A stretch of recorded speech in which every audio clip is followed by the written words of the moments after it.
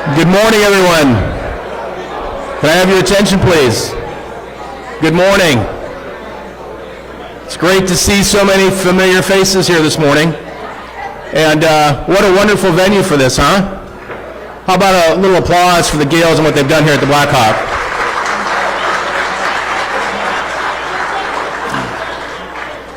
For those of you whom I haven't yet had the pleasure of meeting, my name's Tim Baldwin. I'm a downtown business owner, property owner, and developer. And for the past year, I've had the honor of serving as the Downtown Davenport Partnership Board's chairman. And on my behalf and of those of my fellow board members, I'd like to welcome you all here this morning. Let's see here. It's always inspiring to bring together the incredible talent and dedication that drives our downtown economy. Each of you plays a vital role in making our downtown a destination, a hub of commerce, and a source of community pride. This gathering is a testament to our shared investment in the prosperity and vitality of downtown Davenport. Whether you're a long-standing establishment or a new business setting down roots, your contributions are what make our downtown unique and attractive. And speaking of contributions, I would be remiss if I didn't acknowledge my fellow DDP board members for their service, as well as our elected officials for their continued support of downtown initiatives. So can I have all the DDP board members and elected officials please stand to be recognized?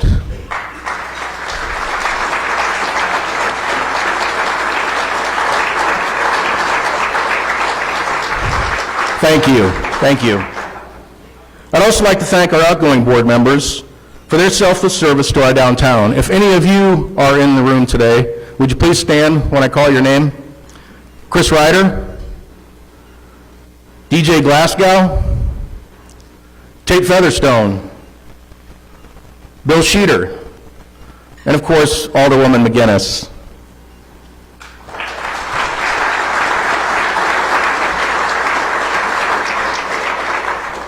All right, thank you all again for being here today.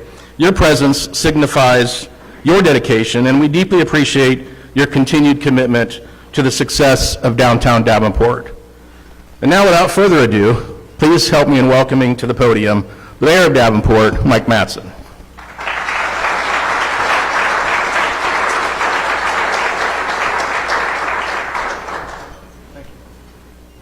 Thank you, Tim. Honor and privilege to be here. Thank you, Tim, for your leadership. The board members of the Downtown Davenport Partnership. The heartbeat of Davenport are in a lot of places, and the connections of Davenport are all over, but by the representation that's sitting in this room, your advocacy and your strong commitment to the evolution and transition from what the downtown was many years ago to what it is now is extraordinary and should be applauded. So let's give all of you a round of applause for what you've done.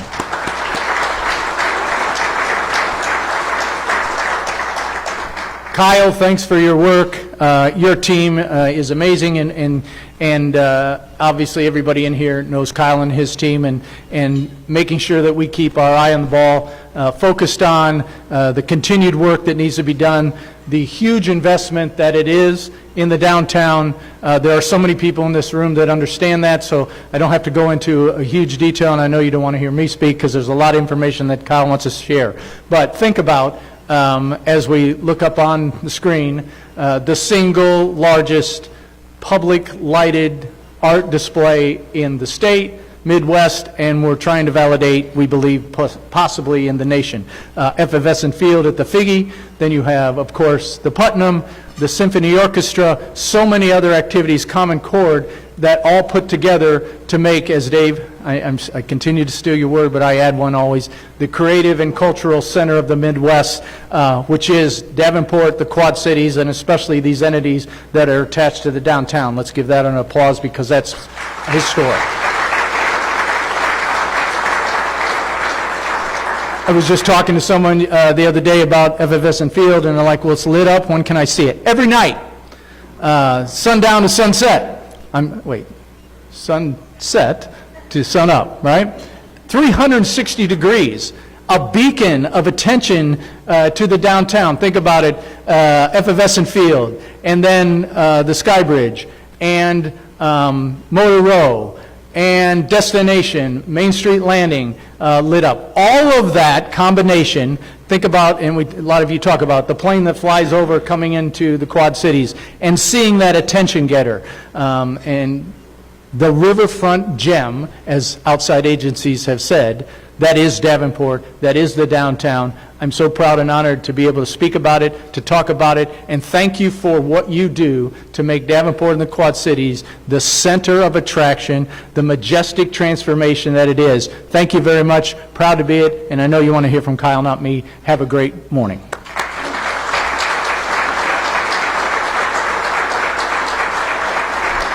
So, let's get to the meat and potatoes of this show and welcome DDP's Executive Director, Kyle Carter.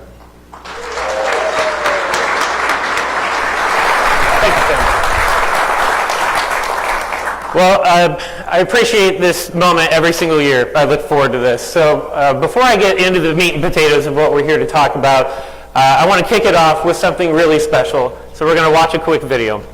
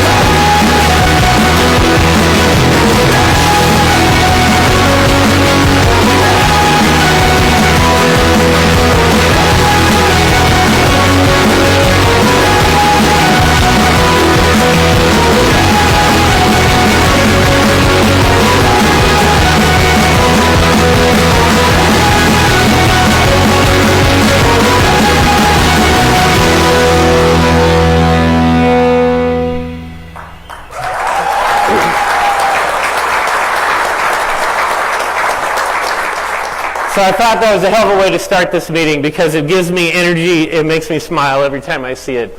To me, this video is an example of the best version of downtown Davenport humanly possible. And this festival and this weekend is the shining example of that. Big thank you to the team at KWQC who built this. This is a piece of a documentary that was shot last year that's in the works. So thank you to everyone from the KWQC team in particular. That might be the best video we've ever produced for anything we've ever done down here. So thank you for that.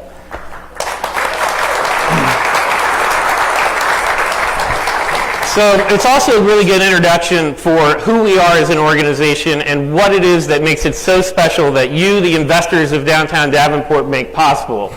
For those who don't know the nerd lingo associated with the industry that you frankly represent and operate, it's called place management. And it's a really special mission that has to do with community development and the private sector marrying the public sector for the greater good. The body of work that some of you have seen that have been here a long time, this will look familiar, but there's a lot of new faces in the room. And I don't think it can ever be said enough that there are three major categories that your staff work on every single day, whether it's the business, retention, and recruitment and strategic planning, cleaning the streets every day, communications, government advocacy, events and festivals as we just saw. We cover the gamut. We are one of the most advanced organizations in the nation, frankly, in the place management industry, and the only one that manages multiple districts across multiple states and counties when you look at it from the chamber perspective. But just in case anybody needed a little history lesson, there's a good reason we have such a broad spectrum of work, and not all place management organizations have this broad spectrum of work. We're the amalgamation of many, many years worth of mergers and acquisitions to essentially make this the most efficient delivery mechanism for this body of work humanly possible.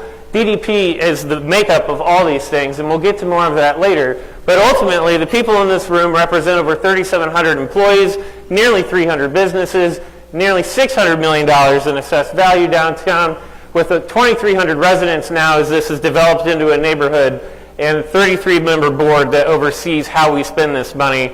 And I'll talk more about that process here in a little bit.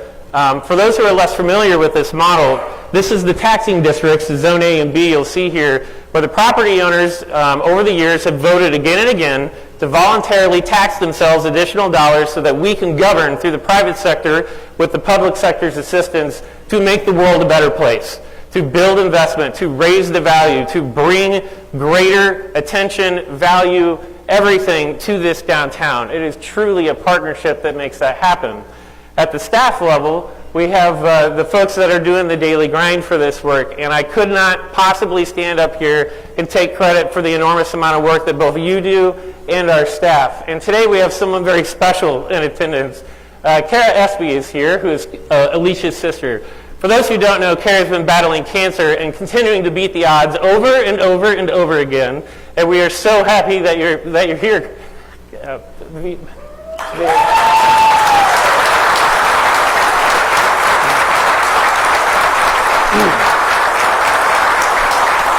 So, Kara, if you can't read it in the back, Kara is our Chief Joy Officer, and she is also very good at running meetings. And if I'm ever close to running over on time, she lets me know, and is fearless about that. So if you ever need to make sure that a meeting ends on time, invite Kara. In the meantime, the guys doing the work every day out on the street are incredible cleaning ambassadors. I'd love for the whole table to stand in the back, please, if we could, and give a round of applause.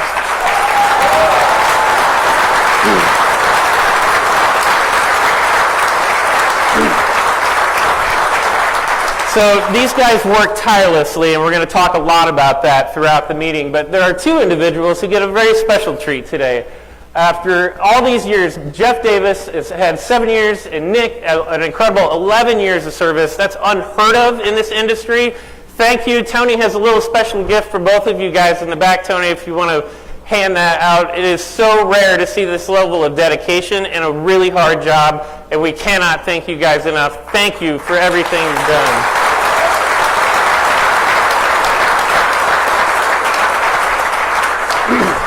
It is tireless work, and more on that soon. And I promised Jeff and Nick I wouldn't embarrass them too much, so I won't dwell too much further on it. But we'll get right into the meat and potatoes of why you guys are really here. Business and economic development, back to kind of the budget of how we operate down here. You know, we generate about $1.5 million annually between the SMID tax, the self-supporting municipal improvement tax. So let me repeat that. Self-supporting municipal improvement tax. That means it comes from within, from the individuals who created the value in the first place. These are the dollars that we have to work with, and thanks to our agreement with Rhythm City, we see an enormous amount of additional dollars through the casino as well, on top of grants and other things. Our budget has been a little bit on the aggressive side because we've had so much on the savings lately in the bank from the capital expenditure side of the house. So we still are spending a little more than we're making, but that's because we have reserves that we need to chew through and use to make the world a better place. So we'll talk more about how we've used those dollars here shortly. We keep a scorecard internally, and you're going to see more statistics this year than I've ever used before in the past. We had an incredible number of business assistants this year, event assistants, 439 government advocacy calls, if anybody wonders how often we talk to City Hall, which is all the time, and 74 entrepreneur and project follow-ups. One of the other incredible pieces of data, though, is what our clean team has been doing. So I referred to the gang just a little bit ago and the hard work that they do. For the first time ever, we have software now that actually tracks every single day what the guys are up to. You'll see that they had over 26,000 instances of cleaning. This is a partnership we have with City Hall where we serve as the contractor to clean the parking ramps, the sky bridge, We do some snow removal. We do the pocket parks down here. And then on top of that, DDP uses its own money to build the flower baskets every year and water the flowers. But you can see that the guys are all over the place. And there's an enormous number of work every single day. This is the stuff that you guys don't see because you don't want to see it. We're cleaning it before you know it's a problem. And that's a sign of the crew doing a really, really good job. So on top of that, to kind of give that in your head, 832 cubic yards of trash is the equivalent of 4 semi-loads of trash that these guys picked up downtown alone. Dog waste, graffiti, 600 graffiti and sticker tags removed. Could you imagine what it would look like down here if these guys weren't busting their ass every day and cleaning what you probably never saw in the first place? It's an amazing bit of trivia to know this. And 864 flower baskets, pots, and ground planters. That work is paid exclusively by the Downtown Partnership and the work that this room produces. So thanks again, guys, for some incredible work. And this year, we have partnered with the city again in launching our pilot program with the Davenport Police Department. We have our longtime favorite Sergeant Harris here. Dennis, unfortunately, is on vacation this week, so he couldn't be here to take some credit, too. But for the first time ever, we ran a foot patrol program. Those who probably lived through the 1960s, 70s might remember that this was more common once upon a time. But community policing really works.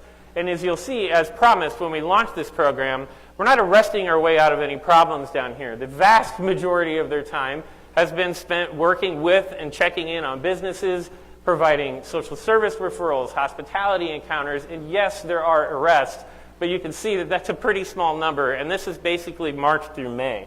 This has been resoundingly popular. We've had nothing but great feedback, and it also has been in connection with some of our friends at Vera French and Humility, who I will remind you do this work every day of social service. So while the police do have a role, they work a lot and give referrals to these different programs that are down here. So I want to be clear that we're not funding the Vera French and Humility work. They have their own work, but it's the partnership.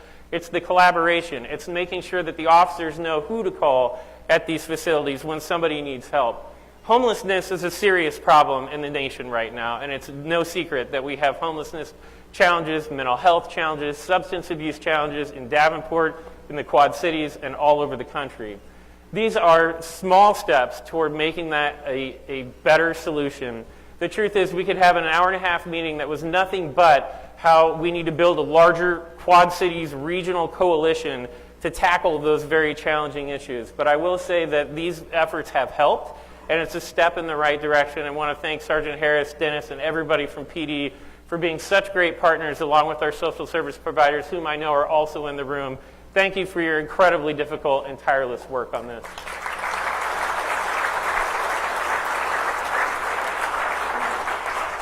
So I mentioned data and that you're going to get more than you normally do in these meetings. We recently got access to Placer AI, which is the industry gold standard in data collection for downtowns and market research.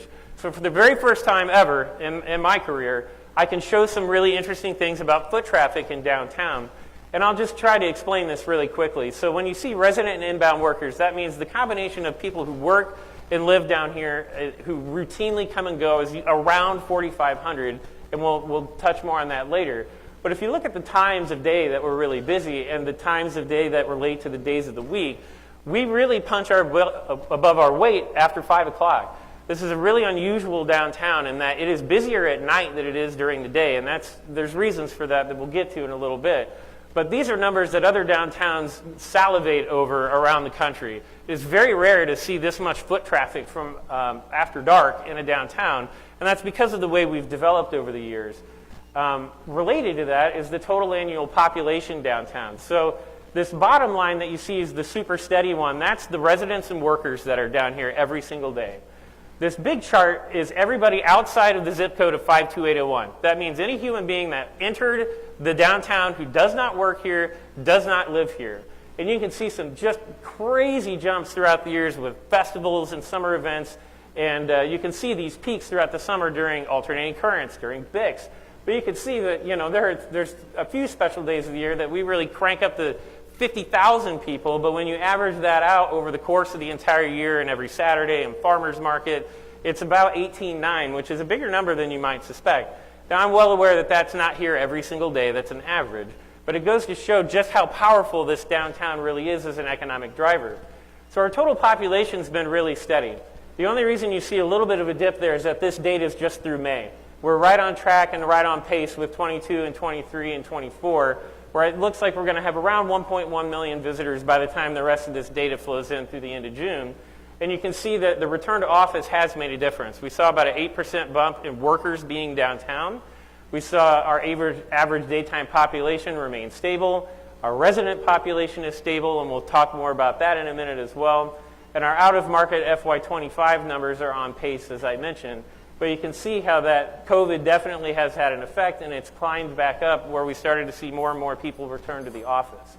So speaking of housing, we can now say confidently there's about 2,300 people that live in downtown Davenport, which is amazing. That's a big number compared to where we were. Jim Thompson and I used to joke all the time years ago about how when you started your work back in the 90s, there was probably about 200 people living down here, and we've come a long, long way.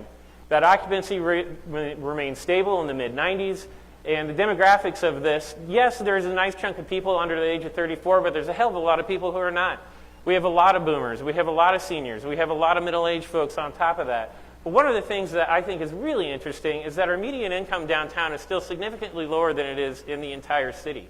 So I hear a lot of talking points, I hear a lot of people talk about how sometimes downtown isn't for everyone. Downtown's for people who have money in their pocket. BS. There is a much broader spectrum of humanity down here. Black, white, rich, poor, and otherwise. There is more diversity in this downtown than there is in most parts of the Quad Cities. So I think this is a really important statistic because I've heard a lot of chatter about whether or not we've spent enough downtown, or maybe we shouldn't be investing in places that don't benefit enough people. There is everybody in this downtown, and we'll talk about that at the end of this presentation as well. So the opportunity here is that the housing market is healthy, but it has reached a point where it is probably far more unlikely that we'll see huge, 200, 300 jumps of units in a single year.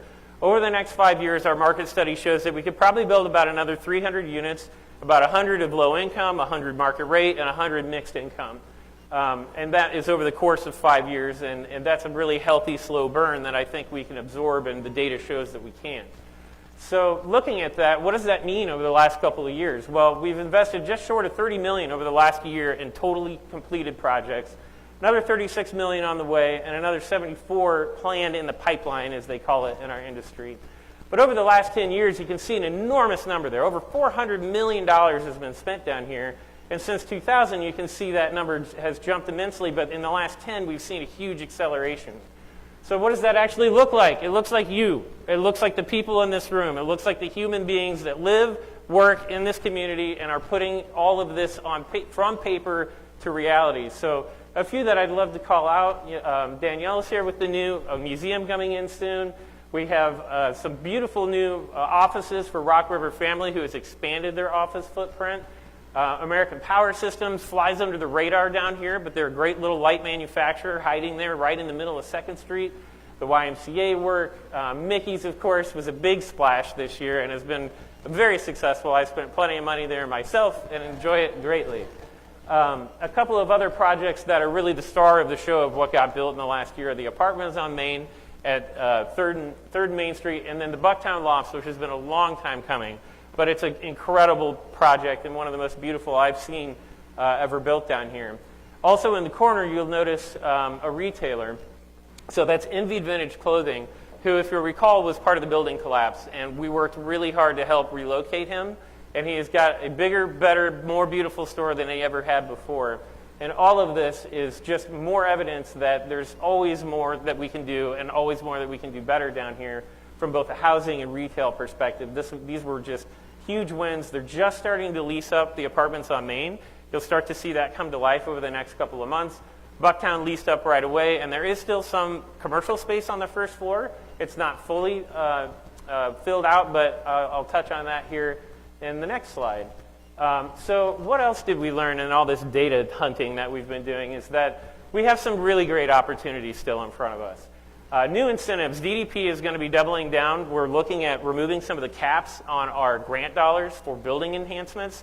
So that's infrastructure stuff for, brick, windows, doors, all of that, HVAC systems, electrical, plumbing. We're going to be giving out larger grants, probably less often, for more high-impact projects.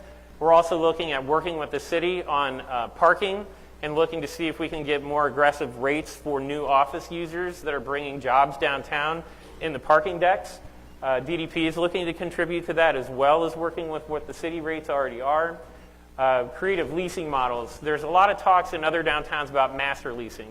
You'll see in some areas where groups like Downtown Partnership will master lease a large area and work at filling it in with small entrepreneurs, small businesses, and working with another property owner to try and expedite the kind of the process of opening a business. And frankly, our spaces are cool. Our spaces are small. The national market has contracted. Ever since COVID, offices got smaller. People may be going back to work more often, but there's fewer of them. And so downtown is really well suited for small businesses. It's affordable. Have you looked at the rates of 53rd Street? We cost way less than an office up on the north end of town. We have distinct advantages that we absolutely have to lean into and own what we're good at and not be somebody we're not. Yes, parking is going to be more challenging. We can fix that. We have a walkable downtown. We have things to actually do that you can walk out of your front door and enjoy. There are so many more advantages to downtown that we have not really fully sold, I think, in my opinion. And you're going to see DDP really lean into this in the coming year of trying to get people to be more aware of the opportunities for that down here. And speaking of opportunities, the mayor did great justice to this earlier. But this was a once-in-a-generation moment to turn the lights on this thing. Mayor Mattson spoke to it quite eloquently. I mean, it is truly special, the public-private partnership that came together to raise the money to get this done, the Figge board, everything that was done in the private sector to raise the cash, to get the match, to work with the state. So much happened for this moment. When I was there that night with my family, you could not walk through the galleries of the Figge Art Museum and not bump into somebody. Every single floor was a just sea of humanity, and I would love to see it like that every day, but it was incredible to feel that in that moment. And I'm just so proud of the work, and the community needs to be proud of this. The Quad Cities has an awful habit of being too humble, too self-defeating, a little cynical. We really struggle to just be happy every once in a while. And so it is the bane of our existence. However, there are moments like this where I don't think anybody can argue that this isn't a net benefit. I have seen the kids that sit in the parking lots and burn wheelies and screw around out on the riverfront being teenagers, sit and stand in awe of this when the lights kick on at night. Like, I've watched that happen, where people, that thing kicks on and everyone just stops and looks. Like, it is truly amazing that this community is capable of building things this scale, this quality, and we had a world-renowned artist do it that did the London bridges and the San Francisco bridge. Like, are you kidding? In Davenport? Yeah, we did that because we gave a damn and we worked on it. And this is the proof that you can get there. And shameless plug for one of my favorite artists of all time, and thanks Moeller for booking him. Ben Queller played this event. And for those who don't know indie rock, he's like on the Mount Rushmore of indie rock. And it was really special to have Ben here. So thanks for that, Sean. But anyway, please celebrate this and come down and see it if you haven't already. So again, what's the point? What are we trying to do? Well, we're trying to build a community you actually want to be. We had 27 new retained expanded businesses in this downtown over the last year, and I know it's been a lot. The economy at the national level sucks. We've had tons of different things come at us from COVID to you guys lived it, you know it. We still managed to do this much in a year down here, despite all the noise and despite all the other things going on. A couple of really cool ones to just point out. I mean, they're all amazing, but I mentioned Indeed coming back. Micky's being really great. We have a brand new retailer that a lot of people haven't discovered yet. I know he's up here somewhere. There it is. Well, dPhilms, Delft's Pro Gym snuck in on 5th Street, if you guys haven't noticed that. They've expanded it enormously. But there's a couple of other folks. There it is, Style District 220, opened up on 3rd Street next to Russ's spot. And super cool retail shop that is flying under the radar still. But we've had some fond farewells and new beginnings this year. And I think sometimes we get lost in the weeds, right? Analog announced that it will be closing its doors at the end of this fall. We had a couple of others that, like Endless Brews, that have moved on. But at the end of the day, these are really incredible success stories too. Todd and Gwendolyn did some amazing things down at Endless Brews over the years. Analog had a 10-year run. For those who don't know, I helped co-found Analog many years ago.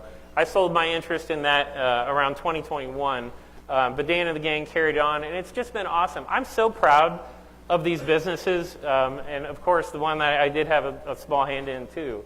But it's not often that a business gets to run out its lease and sail off into the sunset, and that's what's happening in a lot of these cases.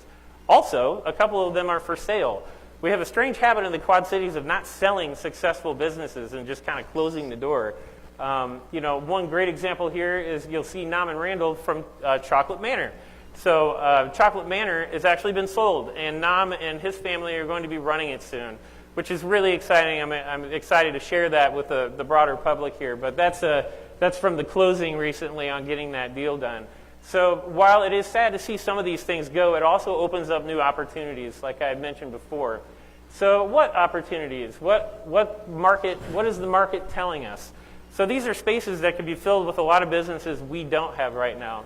I'm excited to say that we are about to get a florist on East 2nd Street, and they're here today. So that's one market hole that we're about to fill, but there's still no ice cream shop downtown. Analog's building would make a hell of a musical instrument store.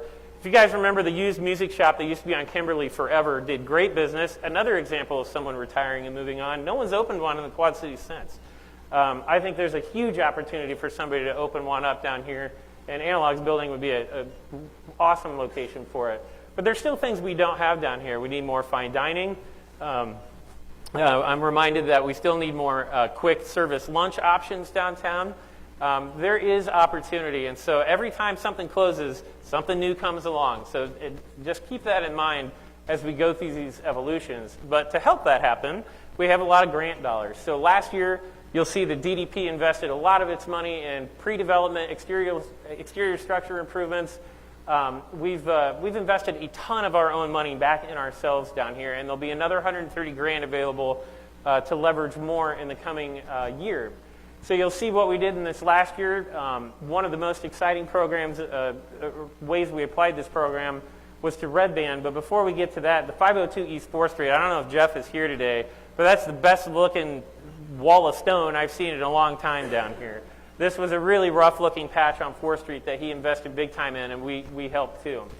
I'll get back to Red Band in a second, but we also did interior improvements. So Micky's build out, the Bix Museum, which is opening across the street from its current location, Rock River Family Office, all examples of people who took advantage of our grant program that we raised the money in the first place for.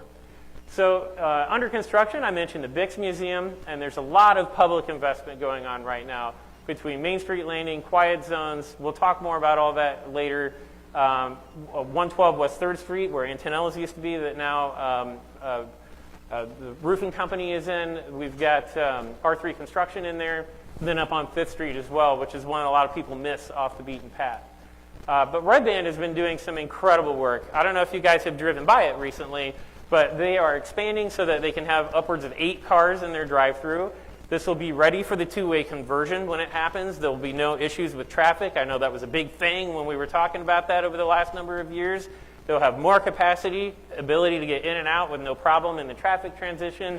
And Rick Cook knows how to landscape. I don't know if you guys have ever met Rick, but he's one of the most detail-oriented human beings I've ever met in my life.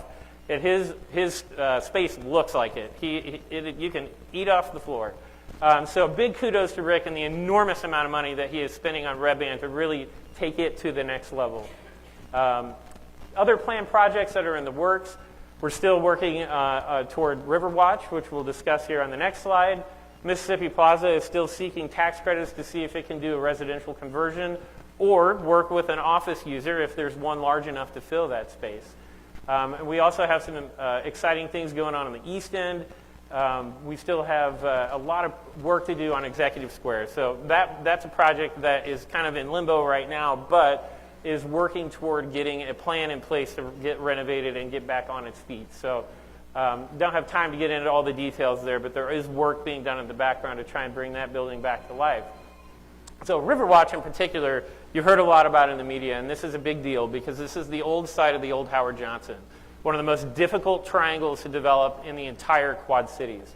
We were really thrilled to see the city's support this year to help a financial incentive package move forward that'll make this more of a reality.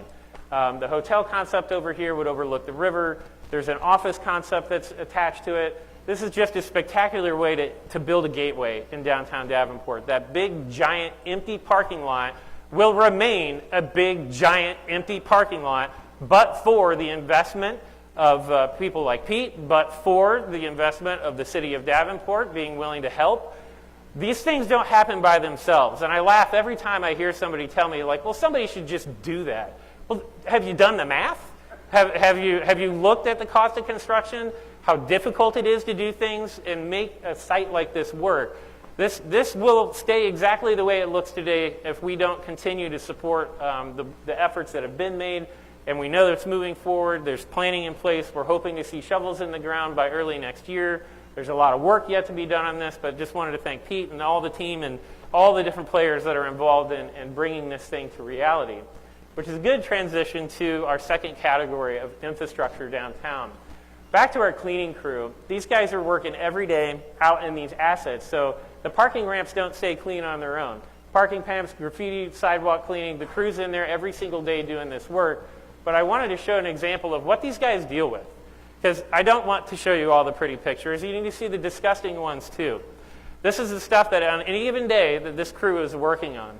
I know I've given a lot of high fives to the team today already, but this is what it would look like, but for an entity like Downtown Davenport Partnership caring, and people investing enough to be there every day to take care of these messes.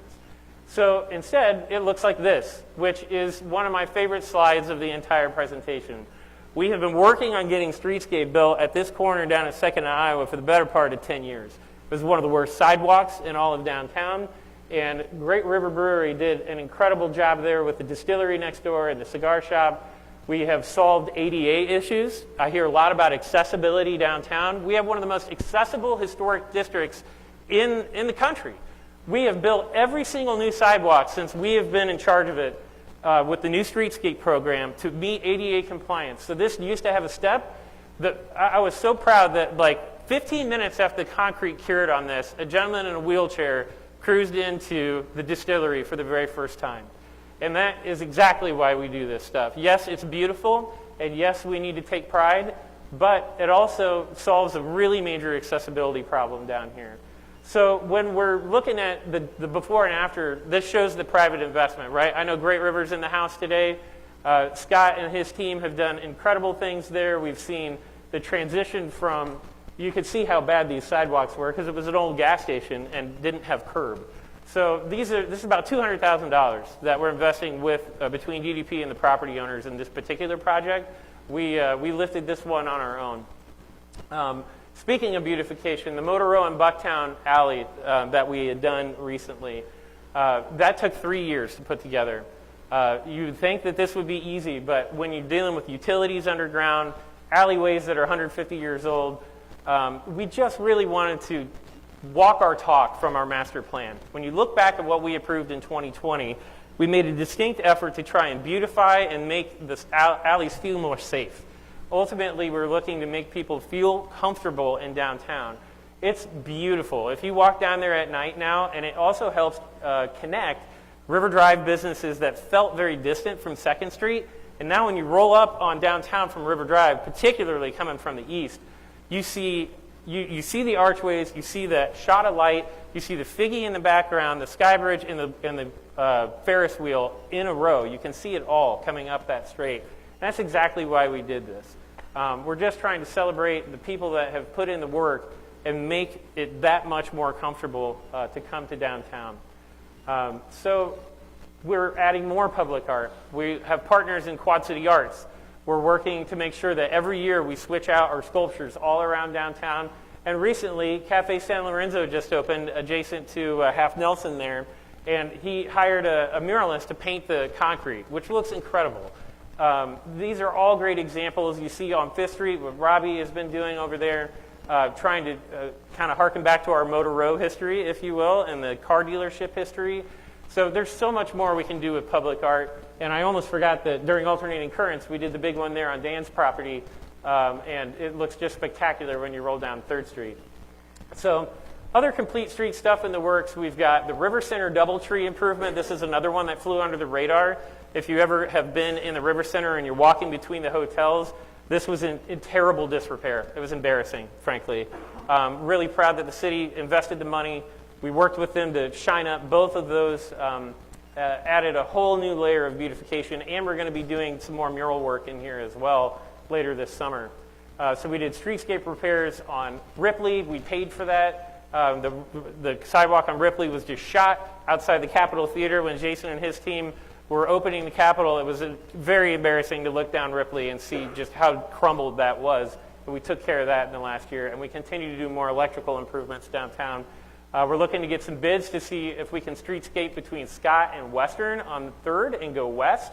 More alley lighting, more Main Street advocacy. We'd really like to see streetscape on Main all the way from 2nd up to 4th. I think particularly on that block, it's really important to show our best selves at this point on Main Street, and that's one that I'd love to see get done. And we need to replace the sewer anyway on Main, so it's a good opportunity for a twofer. So 3rd and 4th Street has been talked about ad nauseum over the last 20 years, frankly. Last year we celebrated that the funding was in place and that it's moving forward. Because of good weather, it's moving on pace. I just talked to Clay yesterday.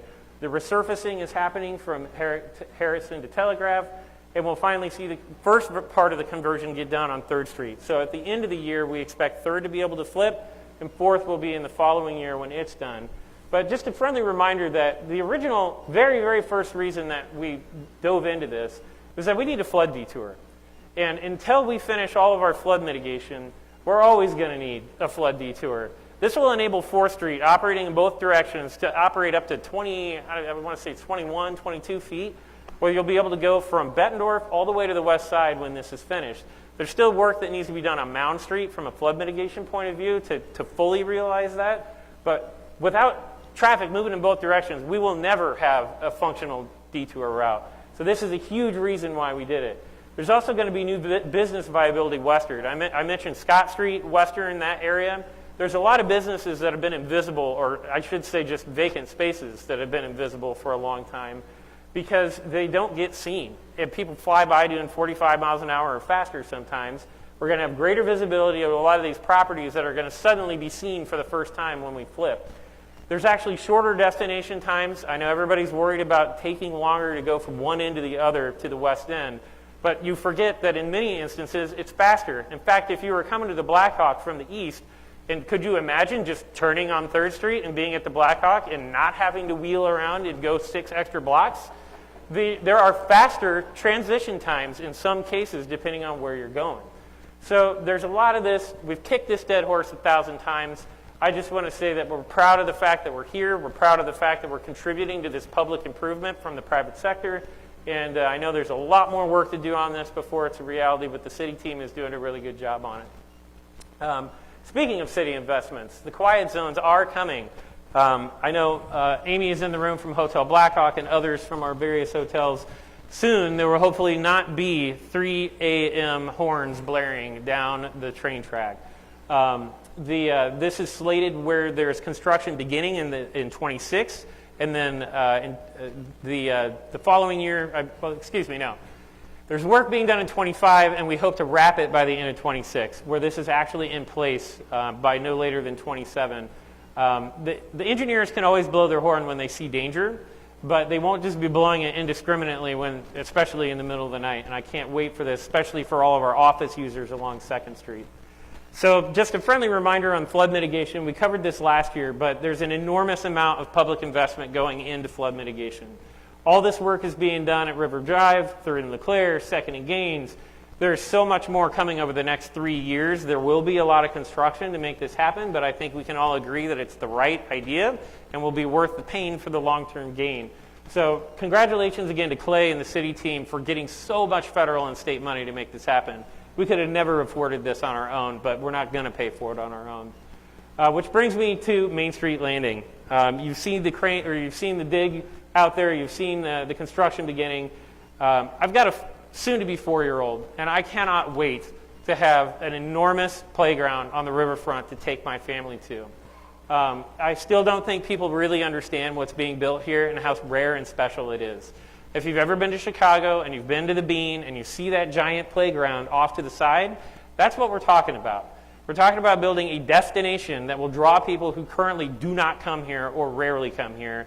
And then our goal will be to try and figure out how we make sure we draw them into downtown once this work is done. Destination Iowa was a huge partnership between every level of government and the private sector. Appreciate the city's vision, and it will be worth all of the pain. I know there's lots of commentary on the internet about where we should be spending our money. These are the kind of dollars that weren't going anywhere else. If we hadn't done this, you're not getting any more potholes fixed. These are dollars that were designed for this type of investment. So it was either going to another community in Iowa or it was coming here. And I, for one, would rather it come here. And I'm glad we made those decisions. So that sounded a lot like advocacy. So this is a great opportunity to change gears. We are working constantly with the federal government, the state government, the local government. We're working on tax credits for historic tax credits, office. Iowa passed the ABD omnibus bill, which will actually make festivals downtown much more efficient in the ability to have liquor licenses that are adjacent to each other. There's a lot of things that we could talk about here, but I know that would be its own meeting. And so just know that your team is out there constantly working at every level of government to try and make this relationship as efficient as it can be. So the downtown marketing, our team doesn't often get enough credit for this work. This is really important stuff. This is all of the daily stuff that Haley is doing, that Alicia is doing. Heck, even Tony chips in on the marketing half the time.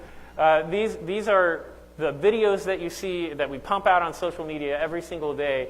And you can see we've got a lot. 20,000 Facebook followers is no joke, and we have a very healthy Instagram. And Downtown Davenport's hashtag comes up with all kinds of cool photos when you look it up. But this is a good transition for our friends at Visit Quad Cities. Datify is a kind of an equivalent system to Placer that they use that tracks true travelers. So while our other data was a little hyper-local, this looks at the individual who's coming to spend money here. So they're just shy of 2 days on the average, but you can see people are coming from all over the world, or the country, I should say, and the world, to see this place. We get in our own bubble sometimes and think, that no one comes here. Why would someone visit here? I've lived here all my life. Well, surprise, a lot of people come here. And in fact, it has an enormous economic impact. I didn't have that number up here. Sorry, Dave. I can't remember it off the top of my head. But this translates to millions and millions of dollars of investment back into the Quad Cities from pockets that don't belong to us. So to try and make sure those people have a good time, we do a lot of place activations. You saw the lemonade shop. We're trying to boost our retail sales. We did the cookie crawl. We did downtown holiday. The pickle challenge continues to be wildly popular year after year after year. But you can see how many businesses have engaged in this. And this is the blocking and tackling of running and promoting small business, which we are happy to do. Couple of our major festivals, Ice Extravaganza was not canceled due to ice this year, which was great. We had a great time just seeing the number of people. We had what I called a family rave kind of take place this year, which was super popular, and you can see the black light colors from that party. We had a great year at Red, White, and Boom. The city does a phenomenal job partnering with us in Rock Island to make that happen. It'll be coming here yet again, right around the corner. And this year and last year, so I'd be remiss if I didn't mention BIC's 50th last year was incredible. Michelle's here in the audience. Thank you, Michelle, for all the work that you do. And this year, we're adding to the party. So BIC's Mix is the 3rd Street party that Kyle Peters and the gang put on there kind of in front of Max and Daiquiri Factory. And then we're adding a party on the East End this year to have more of a block party feel on both sides right after the race. So Motor Row, Victory Lane is the name of the party. We'll have events, family activities, beers, everything you want right after the race is over. So We're excited to be investing in this. Bechtel Trust actually gave us a great grant this year. Jeff was really passionate about seeing a version of Street Fest return, and we think this is a healthier, better vision than what we had done in the past. And between the west side and the east side having their own parties, it's going to be a really cool thing this year. So that brings us to alternating currents. AC is, as we open this meeting, the shining diamond of what we have created as a result of all of your investment over the last 20, 30 years. We had the biggest crowds I've ever seen. You could tell it turned a corner last year.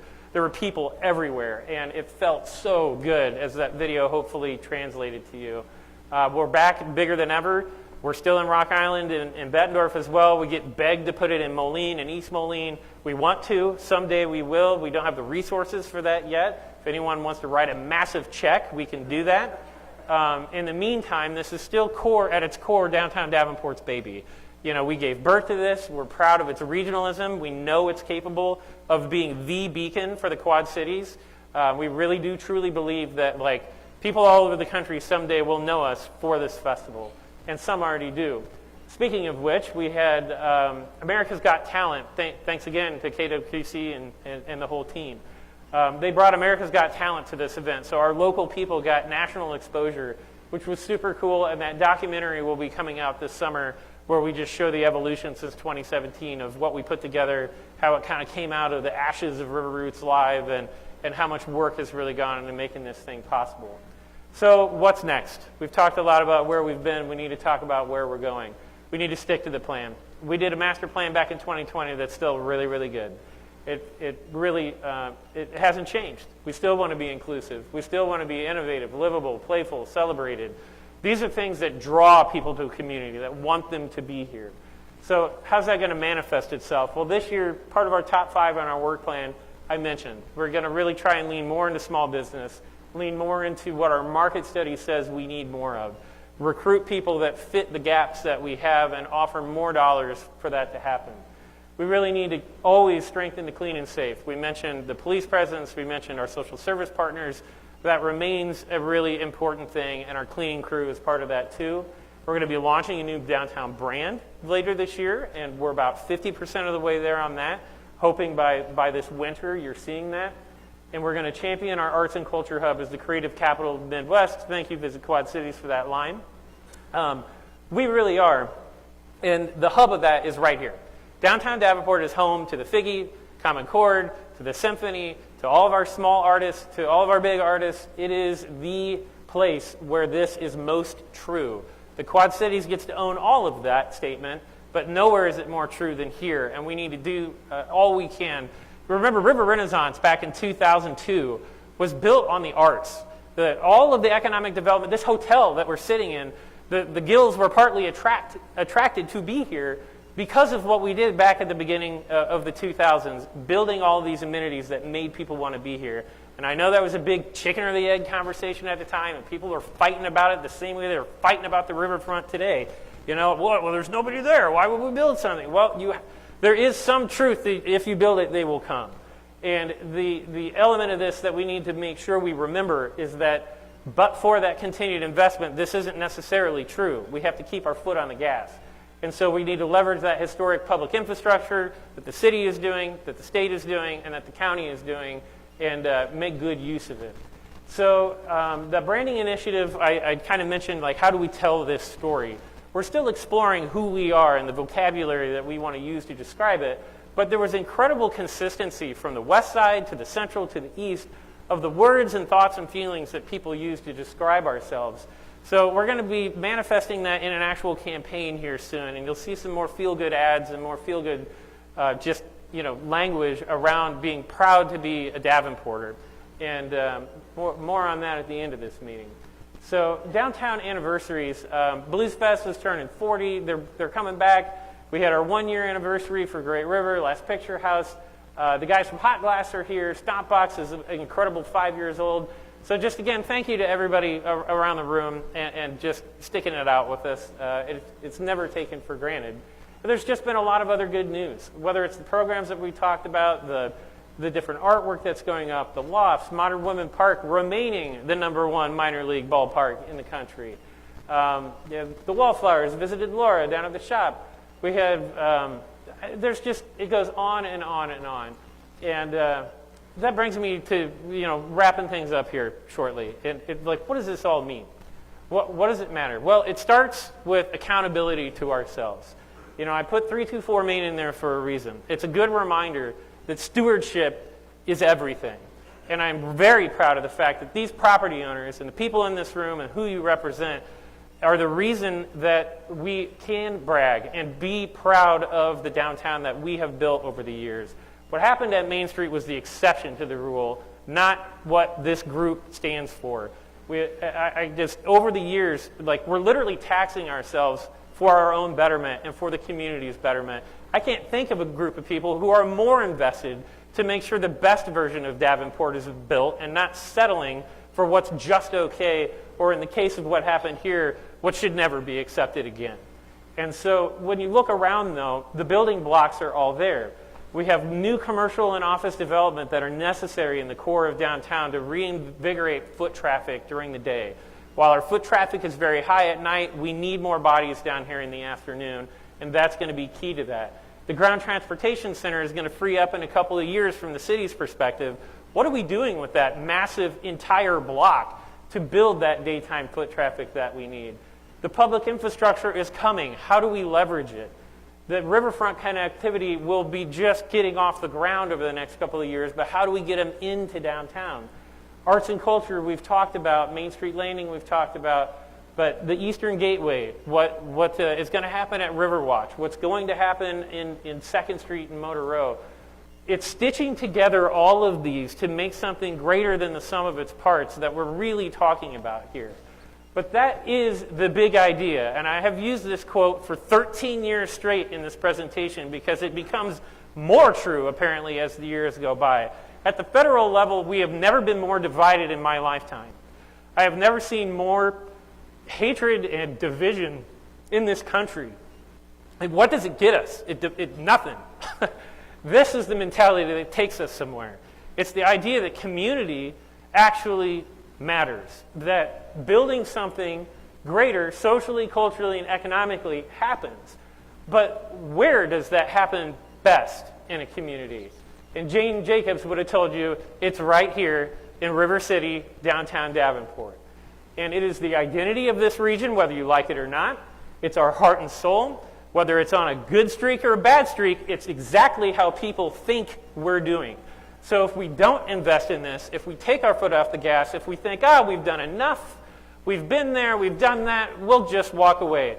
I would enter into the courtroom the 1980s. The last time we thought that was a good idea, it took us the better part of 30 years to dig out of that hole. We never, ever can turn our back on this downtown. We should never apologize for investing here. It is for everyone. It is not exclusive. It is not unique to the wealthy. It is not unique to the poor. It is everyone. Black, white, rich, poor, indifferent, everyone. Downtown is the centerpiece, the theater in which humanity plays out. So thank you for your investment in this.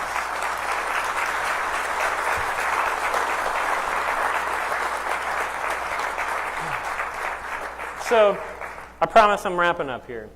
50 years is on the horizon. So about 48, 49 years ago, the descendants of you in this room got up and decided that the government alone couldn't solve its problems, and the government agreed that the private sector needed help.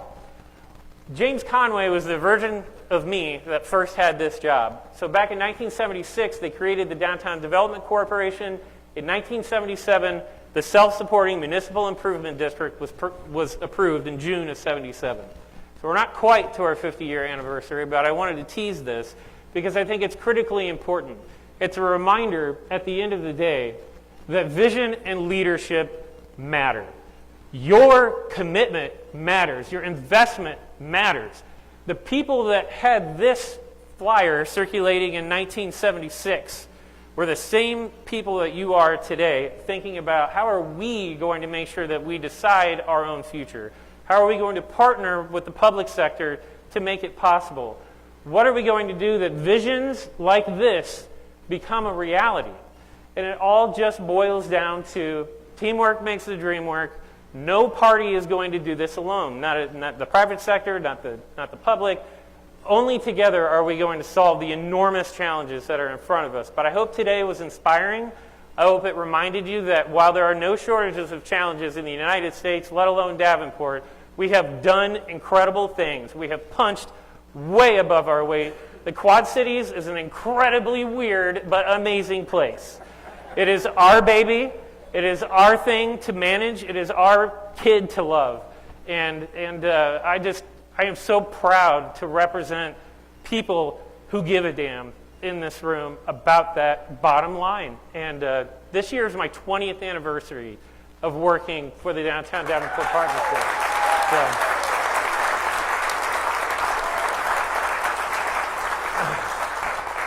So I just want to say one last time, you guys will decide whether or not the next 20 years look better or worse, but I have great confidence that you have a proven track record that it's going to be far beyond my wildest dreams. Thank you.